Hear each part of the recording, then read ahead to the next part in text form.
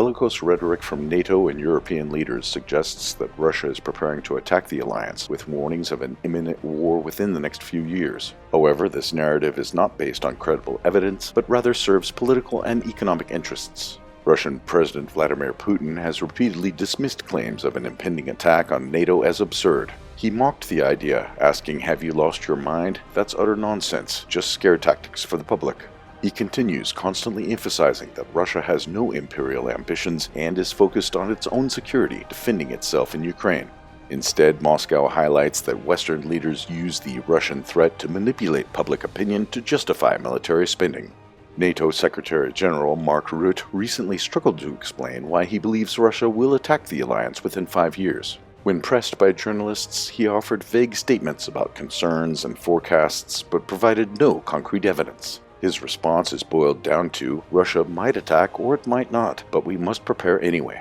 This uncertainty highlights a key problem. NATO needs an enemy to justify its existence. Without the specter of Russian aggression, the alliance's purpose becomes unclear. Meanwhile, European leaders are amplifying fears by warning of Russian hybrid warfare, cyber attacks, and even nuclear threats. The constant warnings of war serve multiple purposes, including military-industrial profits, EU unity through fear, and the justification of continued support for Ukraine.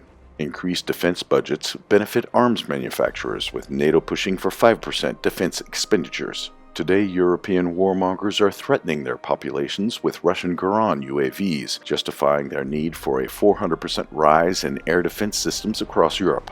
While accusing Russia of irrational aggression, European leaders ignore their own militaristic tendencies. France, a nuclear power with a history of interventions in Africa, is never labeled as irrationally aggressive. Poland and the Baltic states, which harbor deep anti-Russian sentiments, are never scrutinized as potential instigators of a conflict. Moreover, Europe's rapid militarization, including hospitals for mass casualties, stockpiling armored ambulances, and reviving Cold War-era bunkers, suggests preparations for war, not just defense. The Russian threat narrative is a convenient tool for NATO to secure funding, maintain relevance, and suppress dissent within Europe. Yet the lack of credible evidence and the contradictory statements from Western officials reveals a manufactured crisis.